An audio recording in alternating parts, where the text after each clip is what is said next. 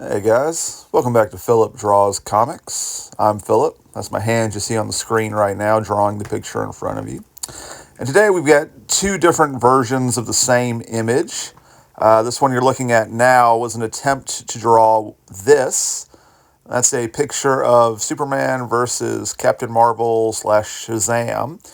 Not drawn by Bruce Timm, believe it or not, but drawn by photorealistic artist Alex Ross in the style of Bruce Timm. My initial plan was to draw that image and then color it. Unfortunately, I didn't really think through what I was doing and realized that as I colored Captain Marvel's suit red and Superman's cape also red, the whole image just kind of blurred into one big red mess, which kind of annoyed me because I realized after the fact that I probably could have converted the Captain Marvel into Black Adam, or at the very least, after I had colored Captain Marvel, I could have colored Superman in his classic return from the grave, black and white suit.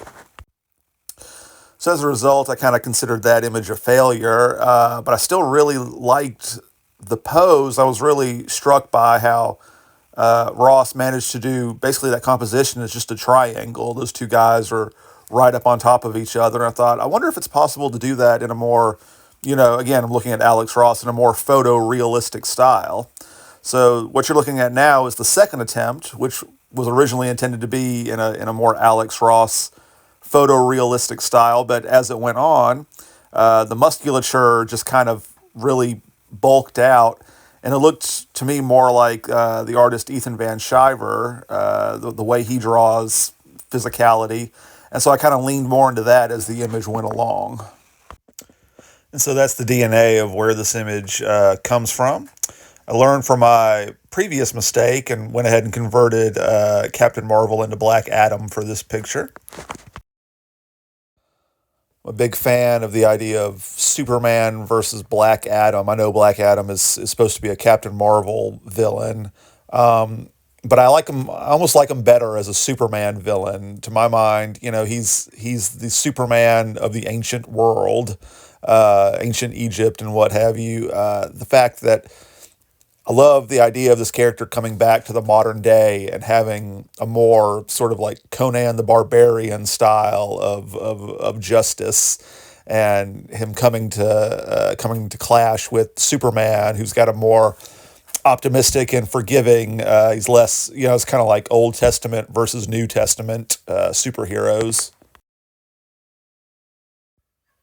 And over the years, the character Black Adam has gotten more popular, especially after Dwayne "The Rock" Johnson announced that he was going to play him in a movie. And then before that all went up in flames, DC was banking on that being a big deal and was putting Black Adam in as a main character in everything.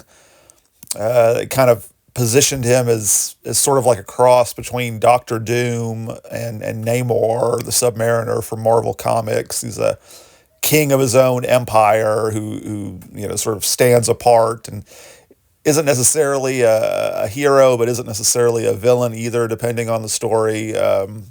Fairly recent run, he even joined the Justice League. Again, he's got, I talk about Dragon Ball Z a lot on here. He's got a very Vegeta mindset and mentality nowadays in modern comic books, instead of just being the standard black hat villain like he was when he was first introduced back in the 40s.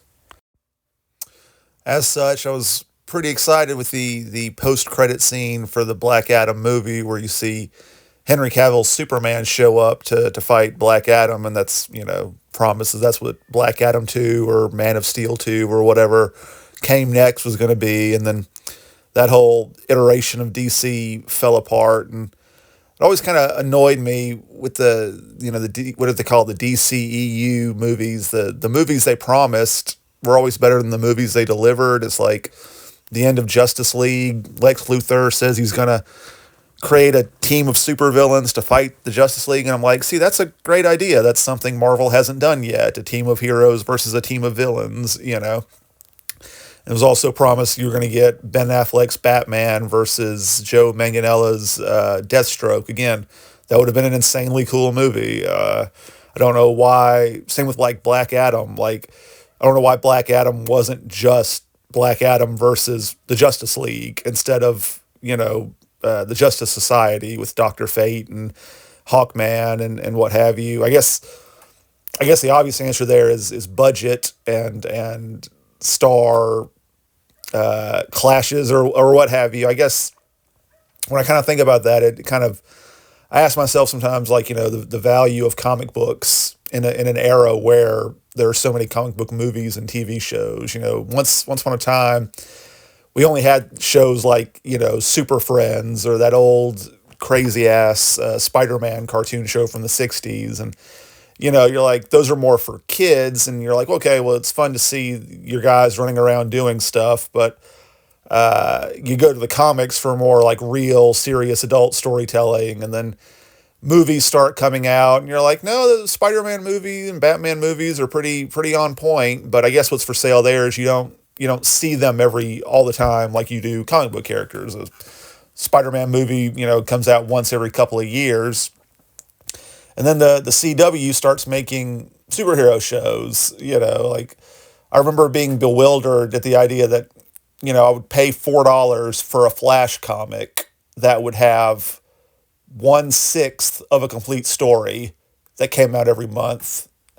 Meanwhile, for free on TV, the Flash TV show would have 4 complete stories per month, beginning, middle, and end with their episodes.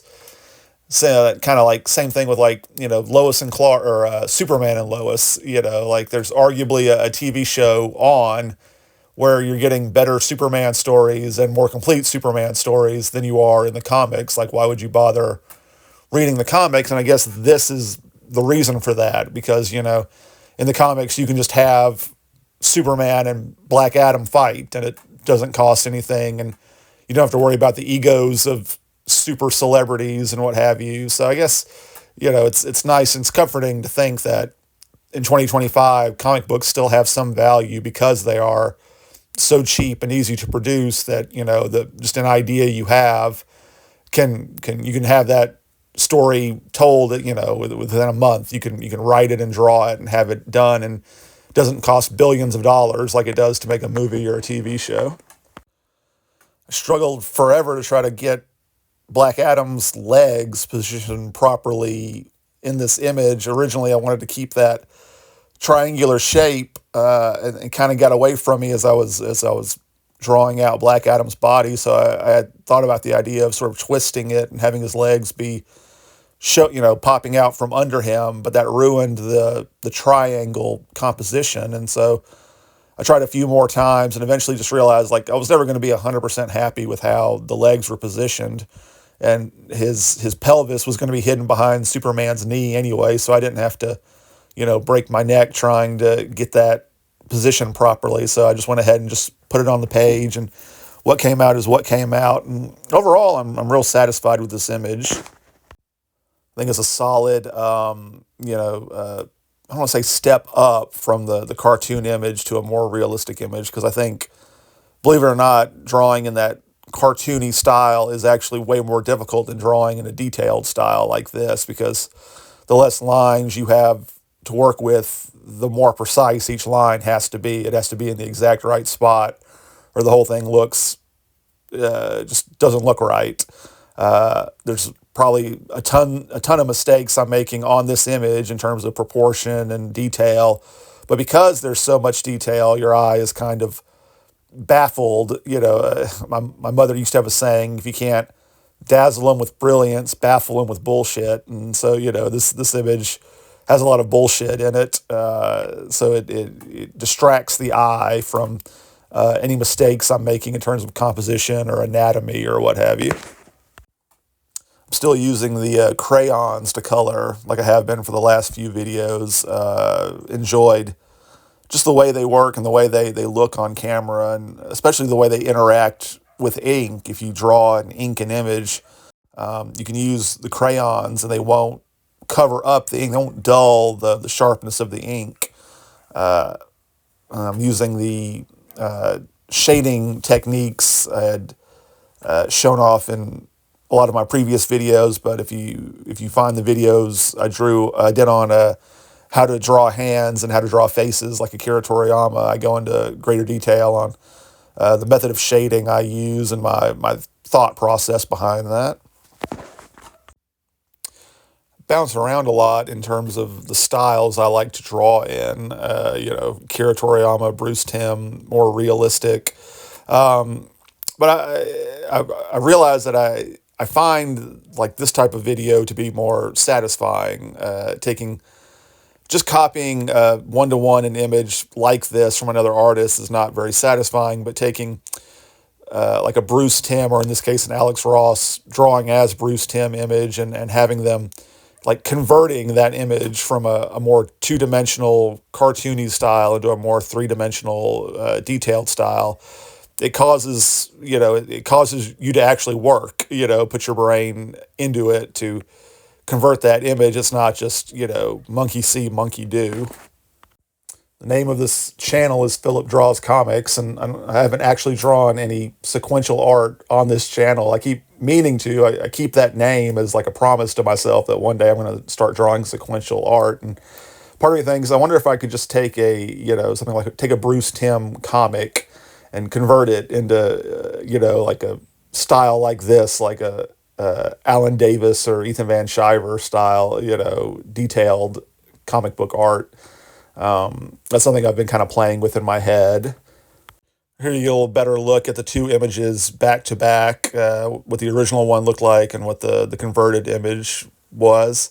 Overall, I think I did a pretty good job. I kept the construction and composition right, all while scaling up the detail. So I'm pretty satisfied with this drawing. Thanks so much for watching, guys. Be sure to like and subscribe. Let me know what you think in the comments. See you next time. Have a great day.